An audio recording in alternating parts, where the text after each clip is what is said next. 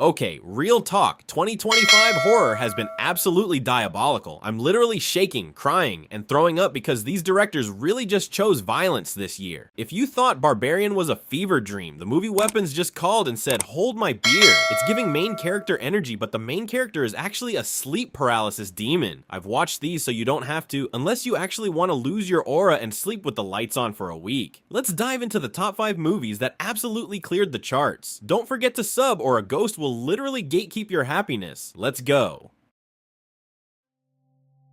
What, think you've seen it all in horror? Think again. Weapons is a wild, genre-bending cocktail of mystery, gore, and humor so dark you'll need a flashlight to find the punchline. This isn't your standard ghost in the attic flick. It's a non-linear head trip that plays with time like a cat with a yarn ball. The atmosphere? Thicker than Texas gravy. Between the haunting cinematography and sound design that'll make your own house feel suspicious, the tension is dialed up to a flat-out 11. And let's talk about the heavy hitters. Jennifer Garner and Josh Brolin show up and show out, delivering performances that are worth the price of admission alone. Now, fair warning, this ride isn't for the impatient. The pacing is a bit of a slow burn, and if you're looking for a plot that moves in a straight line, you're gonna get lost in the woods. Some critics say it tries to juggle too many plates, and yeah, a few of those plates definitely smash on the floor, but even with a few plot holes big enough to drive a Ford F-150 through, you've gotta respect the hustle. In a world of stale sequels, Weapons takes a big swing-for-the-fences gamble on something original. It's ambitious, it's messy, and it's weird as all get out. So if you like your scares with a side of, what the heck just happened, give it a shot. Just don't say I didn't warn ya. Okay fam, gather around because we need to talk about the absolute insanity that is this new foster care horror. Meet Andy and his sister Piper. Their dad literally passed away, RIP to a real one, so now they're being sent to live with a total stranger named Laura. First red flag, her house looks like it hasn't seen a mood lamp or a succulent since 1994. It's giving haunted, it's giving damp, it's giving check the basement immediately. So Laura is grieving her own daughter, which is valid, but instead of therapy or buying a Stanley Cup like a normal person, she decides to go full occult mode. She has this other foster kid named Oliver who is, and I cannot stress this enough, a total creep.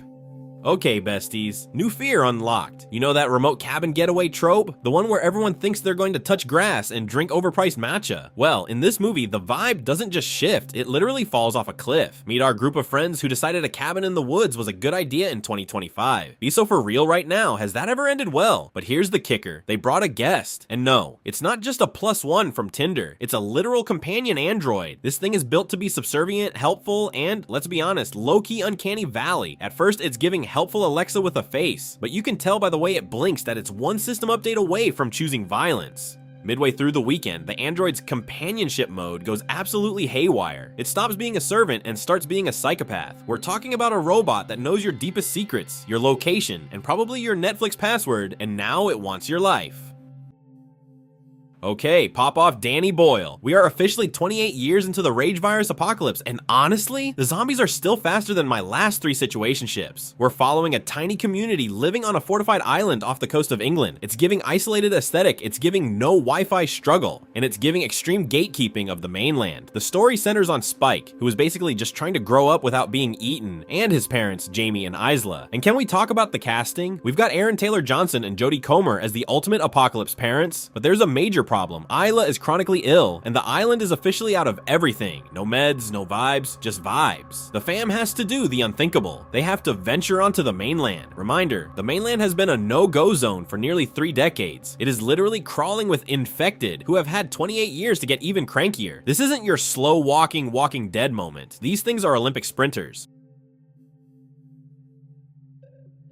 Okay, can we talk about how Ryan Coogler and Michael B. Jordan are basically the Roman Empire of filmmaking? They just dropped Sinners, and let me tell you, the vibes are immaculate but also terrifying. We're headed back to 1930s Mississippi, and the atmosphere is so thick you could cut it with a literal stake. It's giving historical drama, but with a side of absolutely not. Michael B. Jordan is out here playing twin brothers. Yes, you heard me, 2 of him. We love a dual role moment. They return home to open a juke joint, trying to live their best lives, but the town is weird. Like, stay inside after dark or you're cooked weird. They quickly realize they aren't just fighting Jim Crow era racism, they're fighting actual supernatural evil. We're talking vampires, besties. But this isn't just your typical Twilight or Vampire Diaries situation. These vampires are a whole allegory for historical trauma and stagnant culture. Coogler is using bloodsuckers to represent how the past literally drains the present. It's deep, it's intellectual, and it's honestly a flex. Imagine trying to navigate the 1930s South while also making sure you don't get your neck snatched by a literal demon.